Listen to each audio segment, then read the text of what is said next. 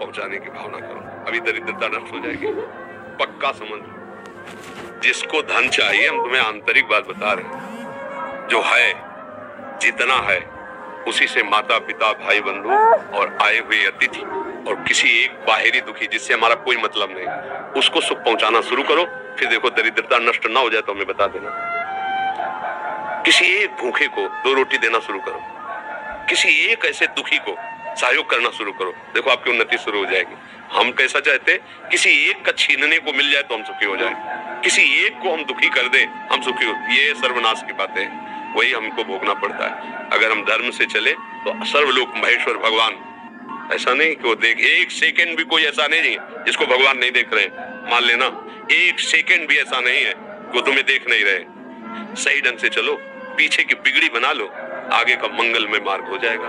नाम जप करो, कोई नशा मत करो, जो अर्थ कमाओ, माता पिता परिवार को सेवा, और किसी ऐसे को जिससे बदला लेने का भाव ना हो। जैसे मान लो हमने आपको जल पिलाया तो कभी आप हमको हाथ जोड़ के भी राधे राधे कहेंगे, ऐसी भावना नहीं हो। ऐसे किसी की सेवा करो, किसी पशु, किसी पक्षी, किसी ऐसे व्यक्ति की, वो तुम्हारे लिए इतनी जोर का काम करेगा कि सब व्यवस्थाएं बननी शुरू हो जाएगी। वो कैसे बनाता है समझ में नहीं आता, और जब कर्म बिगड़ जाते हैं तो कैसे बिगड़ता संभाल भी नहीं पाते, इसलिए उसको रिझा लो, सारी बात बन जाएगी।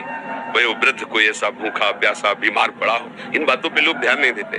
कोई पशु ही है, सेवा का अवसर मिला है, तन मन धन से कर दो से, उसका परिणाम जो आएगा, तो ये जो हमारे दुख हैं, विपत्तियां हैं, ये सब नष्ट हो जाएंगे यदि हम ये दृष्टि रखने लगे कि कभी मुझे सेवा का अवसर मिले।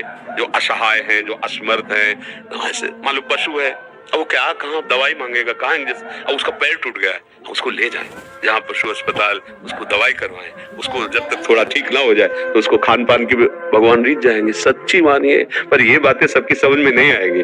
अगर ऐसे भाव से चलो तो पूर्व का जो अशुभ कर्म है वो नष्ट हो जाएगा। वो अशुभ कर्म ही हमें दुख देता है, अशुभ कर्म ही दुख देता है। ये जो हमें भुलावे में डाला जाता है ना कि हम ये कर देंगे तुम्हारा दुख दूर हो जाएगा, बिल्कुल नहीं।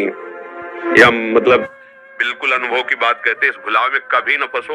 बिल्कुल इन बातों, अपने कर्म को शुद्ध भाव से करो, किसी से आशीर्वाद मांगने की जरूरत नहीं है। भगवान सबके है, जैसे हमारे हैं ना वैसे तुम्हारे हैं। तुम्हारी दृष्टि में भगवान के प्रति पक्षपात लग सकता है कि भगवान इनको ज्यादा चाहते हैं हमको नहीं, लेकिन उस माँ से पूछो जिसके 4 लड़के, 2 कमाते हैं और 2 ऐसे ही हैं, उस जब भोजन परोसेगी तो चारों को बराबर पड़े। ऐसे ही भगवान कहते सब मम प्रिय सब मम उपजाए, तुम सब मेरे बच्चे हो। पर भगवान से विमुख होकर गलत आचरण करोगे तो वही माया पीट रही, कभी दरिद्रता, कभी विपत्ति, कभी दुख, कभी पश्चाताप, कभी शोक, जन्म मरण। इसलिए सावधान।